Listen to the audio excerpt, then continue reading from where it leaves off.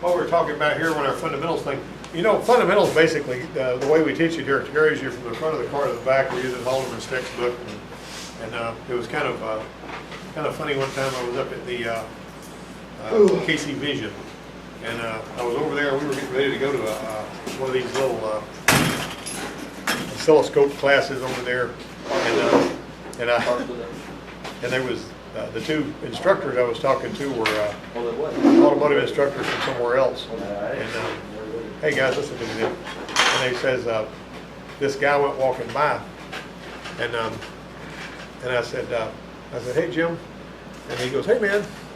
And then he looked over his shoulder on the way back by, and he said, by the way, I read all your stuff in Motor Age. I said, well, that's cool. And so after he walked off, one of those guys says, hey, that's Jim Halderman. He writes all of our textbooks. And I said, yeah, I know he writes mine too. Of course, you know, the only textbook we're using now is the other one because we switched over to electives, which is, you know. But one way or another, this is a good textbook he's written, and I like using it. And so I'm going to ask you on this one here, somebody tell me what the first self-propelled vehicle that used an Otto cycle 4-stroke cycle engine was produced what year? 1885. 1885. Look at that. He remembered because he took this last year, right? Exactly. You can't shut Okay. Early vehicles were made of mostly of what? I know. Wood. Cast. Wood. They were made of wood. Wood, W-O-O-D. Now, here's how that worked. Whenever, you know, Ford sent one of the old Model A's to the dealership, what they would do is the shipping crate that the vehicle was shipped in, you're supposed to take it apart and put that in the floor of the car for the floor of the car. And that's why they call, this is a true story, and that's why they call the floor of a car the floorboards.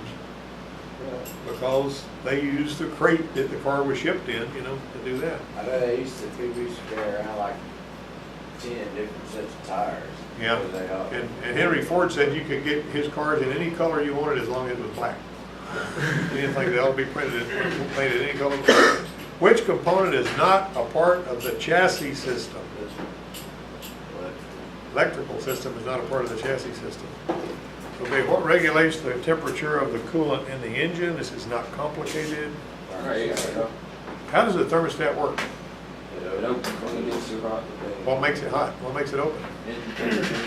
Hot coolant that's sitting in the motor, and the wax expands and opens up. Cool coolant. Yeah, so it opens a little gate. How would you test it? Put it in some boiling water. With a temperature of water. Here's a secret. The only test that's good for is to find one that's stick and closed. I'll tell you why that is. If I ever do a test in my diagnostics and it lies to me one time, then I'm done with that test. I had a Jeep Cherokee that I was driving and it was running too cold all of a sudden. I like it to run about 210 because that's healthier for the engine all the way around. But what happened was this one here was running down around 130 all of a sudden. It just, I put a little thermostat out, put it in water, heated it up, and it got up there close to boiling, and it didn't open until 196 degrees. And I said, well, that doesn't make any sense. So I went ahead and put a new thermostat in it anyway, because what is it, $5, $6, you know? And it went back up to 210. And I said, what purpose did this test serve other than to use a bunch of propane out of a little bottle and waste my time? You know what I mean? But I will tell you this. If you got one that you think is running hot because the thermostat's sticking, that's a good test for that. Because if you heat that thing up till it's boiling and it hasn't opened, you found your problem. But there's no point in heating it up if you're replacing it for it running too cold. You got me? Because it may lie to you. Well, what's not a lie is when it doesn't open and it's at 200 and something degrees. You got me? All that. So, all right. Let's see. What company produced the first large-scale affordable passenger car? First large-scale affordable passenger car. Large scale would be a big car. Specific. Oldsmobile. I told you. That is Oldsmobile.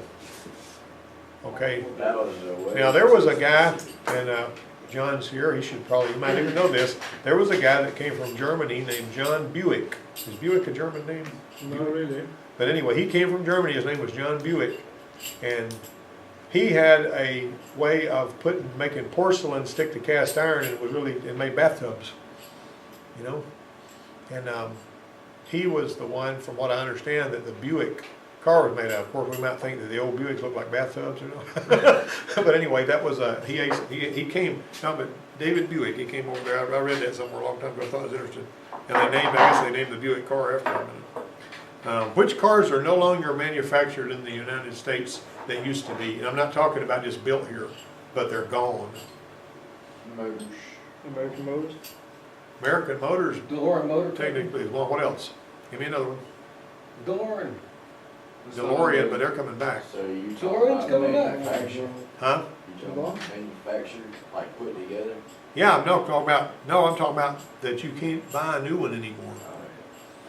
American Motors, if that's what the question was. Plymouth. Oh, Pontiac. Pontiac, Hmm? that's one. You can't buy a new Pontiac anymore, they don't make them. Saturn. Huh? Saturn. Saturn is kind of on their way, gone, and also, what else? Give me another one. Chrysler. Huh? Chrysler. No, Chrysler's still out there. I wish they would go away. That's not Or is Mercury? Mercury's gone. One more. Lincoln. No, Lincoln's still there.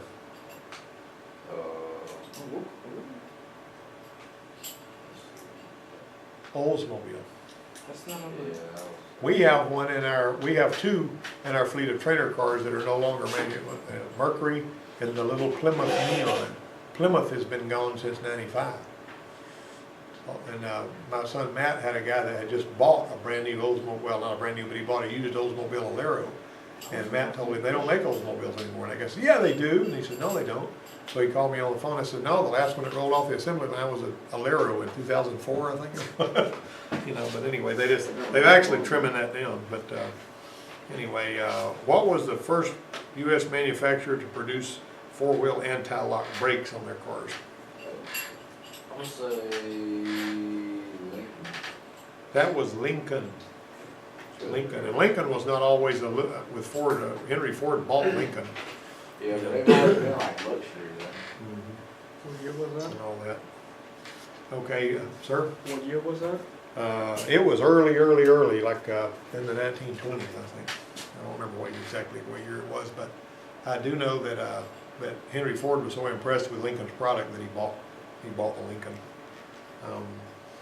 Which- Anti-lock brakes. Hmm? Anti-lock brakes. What year were they What's that? invented? Anti-lock brakes. Oh, the anti-lock brake. Huh? I'm going to say that was in the 1920s. I'd have to look that up to tell you the truth. Good question. I do know that the first anti-lock brakes that were ever created for anything were for an aircraft. And they actually had a hydraulic flywheel with some hydraulics that would move, and it was a dynamic thing that happened, but they didn't have it electronic. And typically everything back in those days was made mechanical anyway, because electronics didn't do much. You know the old sequential turn signals? You know, the ones on the Mustangs now, the sequential turn signals, they go beep, beep, beep, beep, beep, beep. Those actually are done by the body control module. Back in the olden days, there was a module in the trunk back in the 1960s. Thunderbirds did it, and they used those Thunderbird taillights on the Shelby Mustangs. And there was a big old box that had relays in it and some electronics and all, and that thing would crap out. Nobody wanted to buy a new one, and they just hook it up so the lights would work, you know, normally. But you can get a kit now if you've got a Mustang that's like a vintage '67 Mustang, and you can get a kit that will do the sequential tail lights. Because Donnie had one in his shop over there that he had put one of those kits in, and he'd turn on the '67 Mustang. It was gold. It would go beep beep beep beep beep beep. I think that may show up on this video somewhere. But anyway, what pillar is nearest the front of the vehicle? The last answer. That's the A pillar. The A pillar is closest to the front. What do they call the part of the vehicle that goes around just under the windows? That has a name. What do you mean?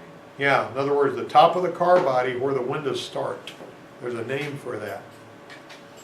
The door. They call that the belt line. Okay, now you've got this fuzzy stuff that's in your window, you know, where the windows go up. that fuzzy stuff, they call that a flocked run. That's a flocked run, not flocked run, flocked run. Like okay? basketball?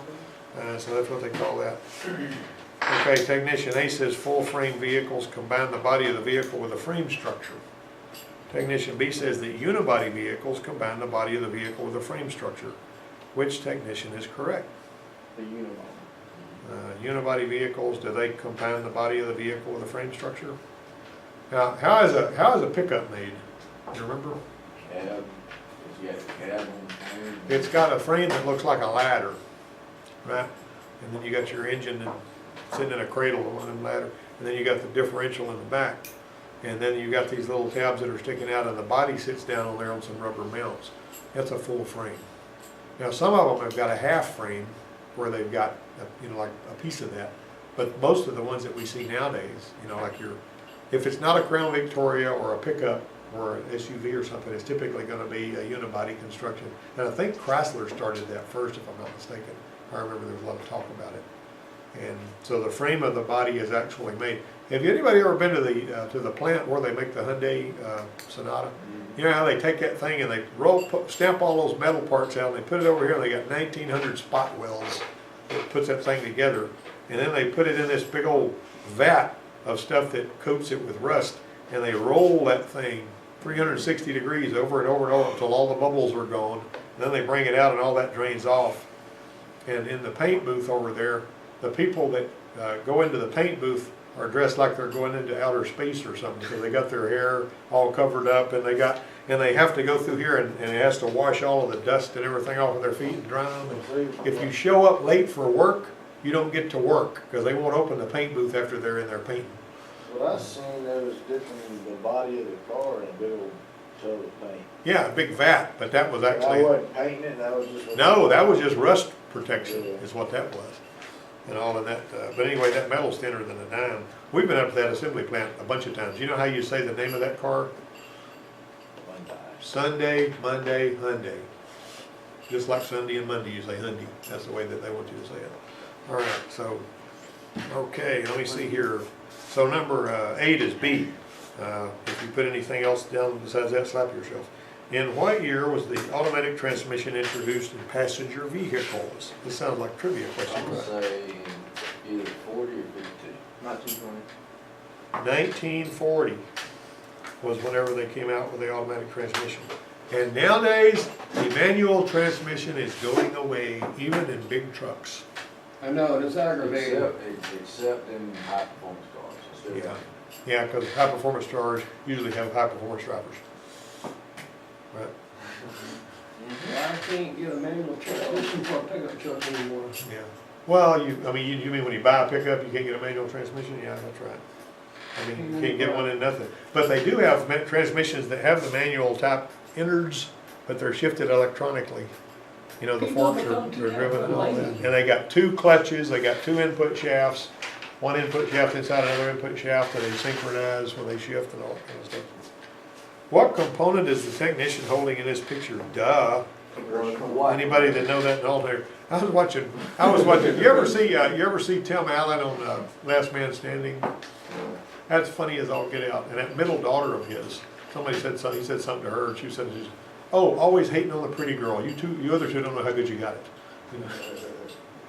I was trying to figure out a way I could use that on somebody in here, so. All right. Number 11, we're looking at number 11. Which of these is commonly called the B pillar? Which of these is commonly called the B pillar? C. Huh? A. What? I would say C. See, they got this really confusing. They got their numbers all screwed up here. Where's the B pillar? 12. C. B. K. It's it would be right behind the driver's window. So that's going to be C, right? Right behind the driver's window. All right, number 12. The average age of a passenger car on the road today is what? 9 years old. 9 years old, and there's 250 cars for every service bay in the country. And Well, I guess I'm below everybody. Mine's 11, almost 12 years old. yeah. Yeah, well, my car is a 07 model with a 10-year-old. All right, number 13, vehicles built today are in service longer than vehicles built 20 years ago. True. Um, Mm, Do I they think so. keep cars longer over there? What do you mean you're in service? I mean, People what are you keep them longer before they buy another one. talking- Oh, dude, I'd say that's false. Hmm? That's false. Mhm. That's actually true, looking at the specs, yeah. I was thinking about it last long.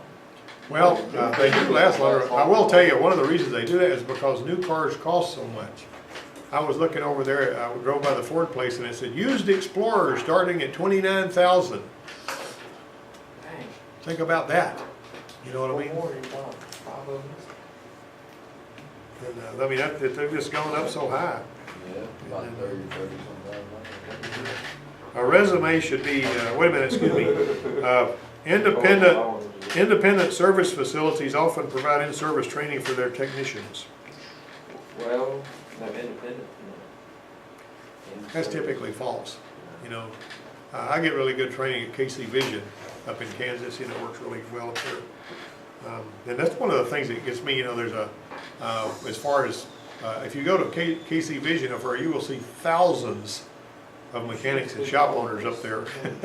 And, but we, you know, we're still got a shortage of technicians, you know. A resume should be how many pages long? 3, 2 or 3, 3, 1. One page. Yeah, I got that. Right. 16. What personal information should not be included on a resume? Age. Or address. Age. Because you can't discriminate against somebody because of age, it's against the law. You know, Happens so, all the time. McBride, even though you're an old man, you should still be able to get a home somewhere. All right, Yes, I'm the oldest one in here. yeah. All right. Why is having a good driving record important for the shop? Lowers insurance costs. I tell you what, a lot of places now, When when you go, a lot of places now, they will actually run a driver's license test on you to see if you have tickets and accidents. And if you do, even though you're qualified every other way, they won't hire you. They hired me, so. You know, not every shop. Some shops don't even make you take a drug test. You know what I mean? So, yeah, they were doing random drug testing, you know, of the ones of us that had commercial driver's license around here, and my name kept popping up. And I was thinking, good grief, I went last time I got a drug test. What's up with that?